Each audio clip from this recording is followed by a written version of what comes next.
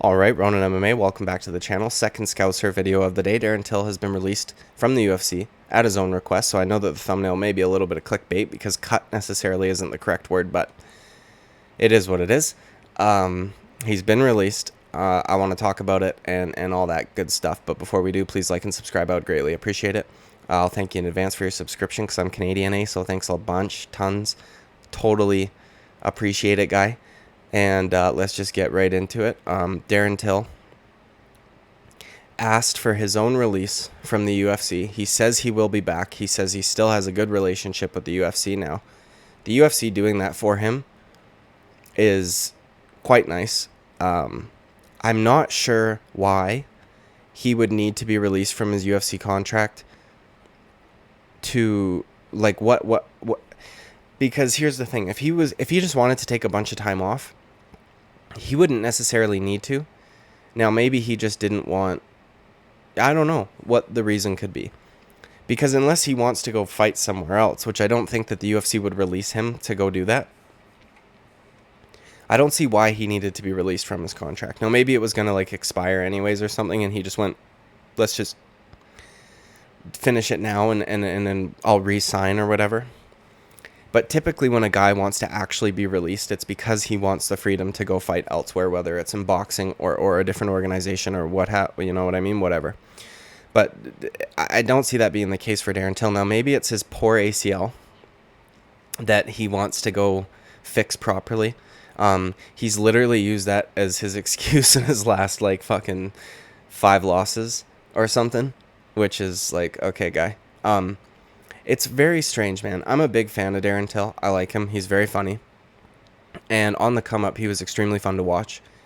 With that being said, though, I don't think middleweight is the right weight class for him.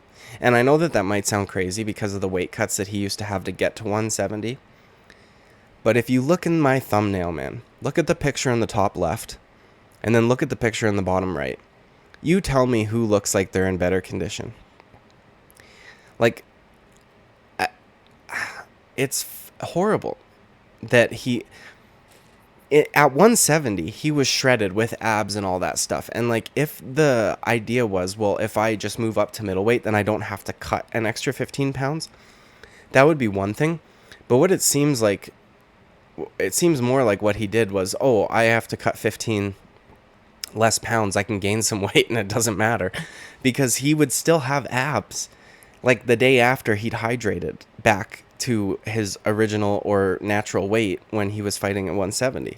He looked way better, way more tuned in, way more explosive, way more, like, all of it, fast, everything.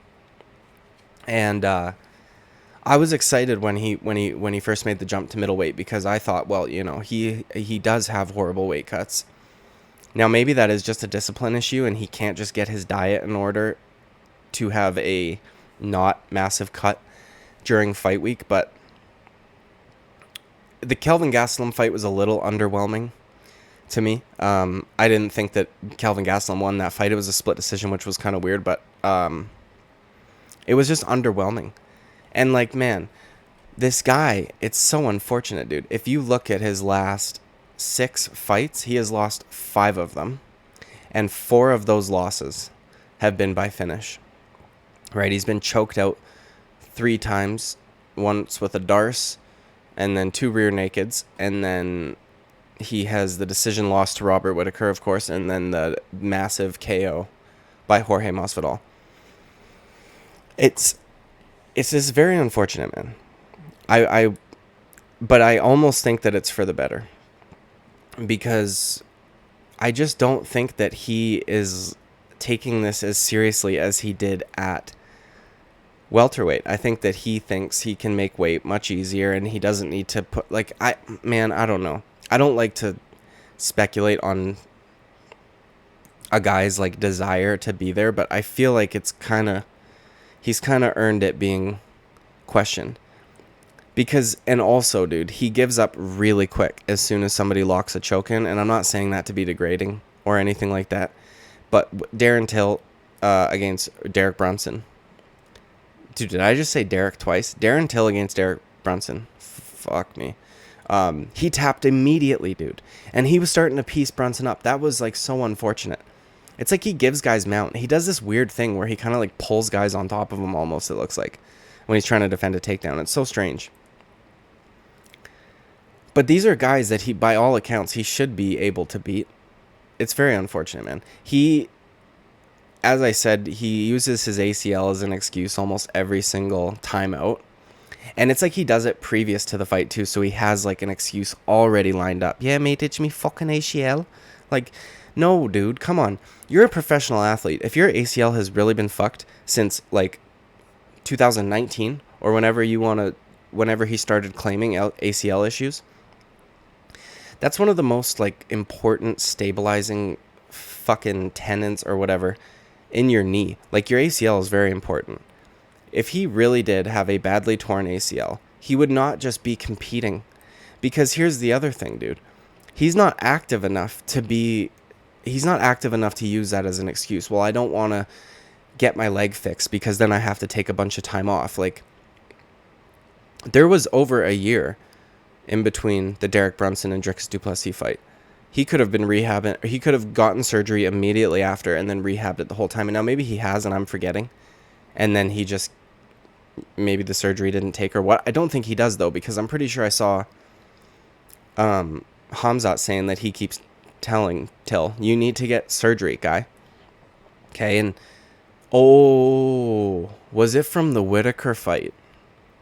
So it wasn't 2019, like I said, but I think it might have been the Whitaker fight when he used that knee stomp. It's a good technique. We talked about that in the video yesterday. But even still, man, in between the Whitaker and the Derek Brunson fight, again, over a year. This guy is fighting once a year. Even in 2019, he only fought twice. And it was like almost he fought in March and then he fought in November. So he took a lot of time off in between. He is not the most active fighter.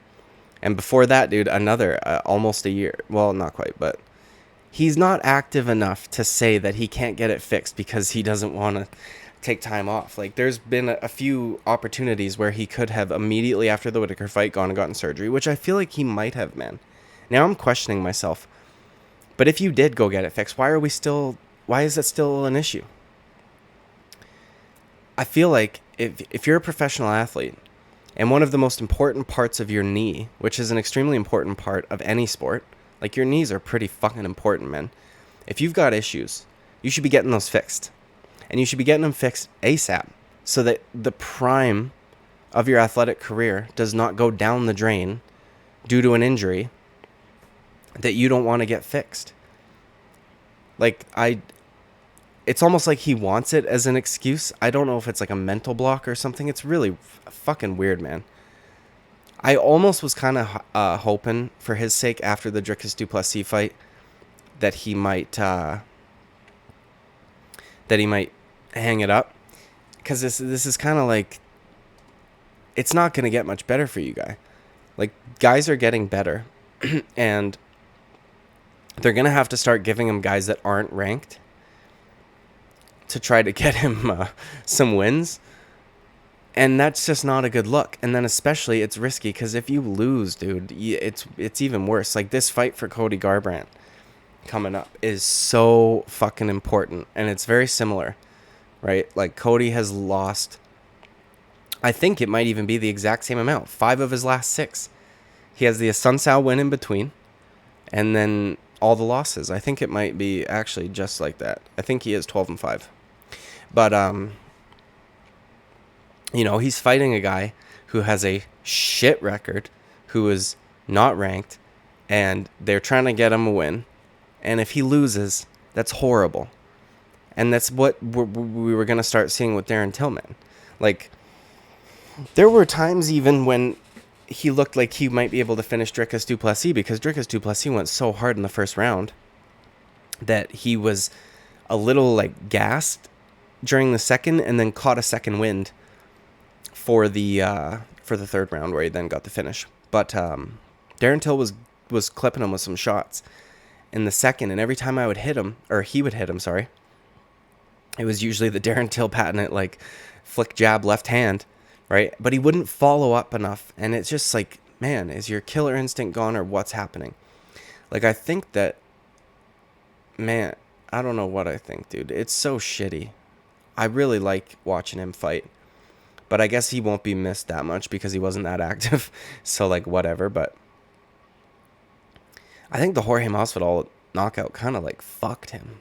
And then Robert Whittaker fucking his knee up. But here's the thing, dude. Again, like, that was 3 years ago now that he had that Robert Whittaker fight, or will be in a couple months. Your knee should be fixed. Like, you are a professional athlete. That is your livelihood on the line. You should be getting surgery and getting that fixed immediately, and then rehabbing it immediately. And you had enough time off in between your last few fights where you could have done things like this. Like, Robert Whittaker had his knee fucking destroyed against Yoel Romero. He fixed it. He came back, and he did the same thing to Yoel Romero.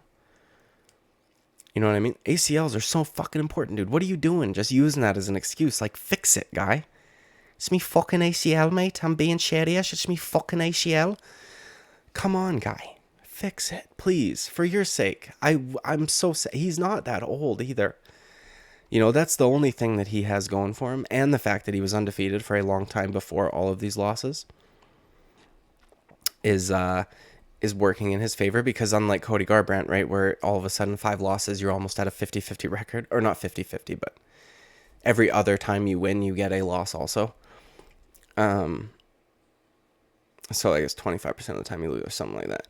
He's only 2 years older than me, man. He's 30 or 31.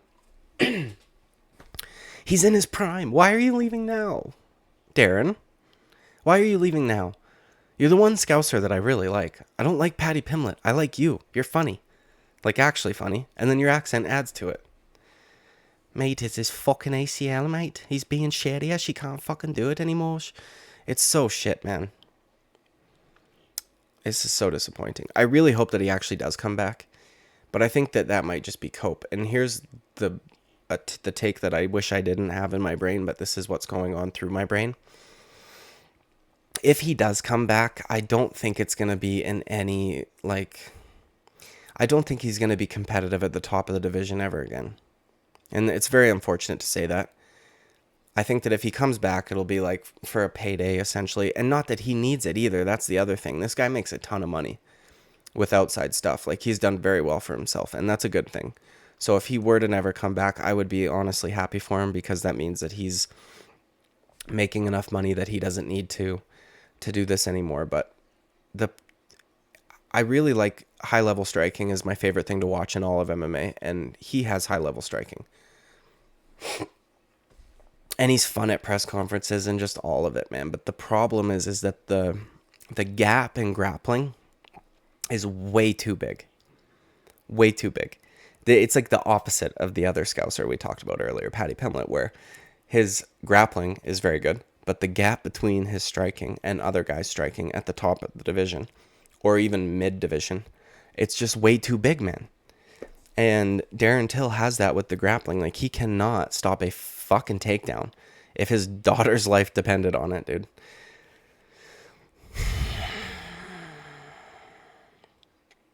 I want to know what you guys think. Do you guys think he'll come back? If you do you think he'll come back in any sort of meaningfully competitive way? Or if he'll come back just for, like, a couple fun fights or whatever here and there? Do you think... I'm curious as to what anybody else out there thinks about why he's doing this. Because as I said at the beginning of the video, it's strange that you would want to be released from your UFC contract if you weren't going to go try and fight elsewhere. If you were just going to be doing entrepreneurial stuff, I don't know why the UFC contract would, like, make that any more difficult for you. But maybe just then the UFC doesn't have to think about matchups for him and stuff. That maybe it was beneficial for both sides. Who knows? But, or if you think it's his ACL, or what do you think it is? His fucking ACL? What do you think it is? Let me know in the comments. I don't have much else to say about this, man. I know this has been not the best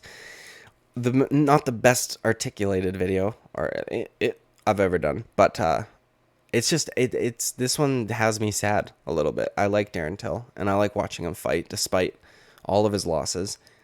And I always hoped that the next time we would see him, especially with these sizable layoffs in between each fight, that maybe we would see some major improvements in his strength and conditioning, grappling ability, any of it. But it doesn't seem to be the case. So again, let me know what you guys think in the comments below about all the stuff I just talked about. And don't forget to like and subscribe. I would greatly appreciate it. I'll thank you in advance. Once again, thank you very much for your subscription. And I'll see you at the next video, probably tomorrow morning. Bye-bye.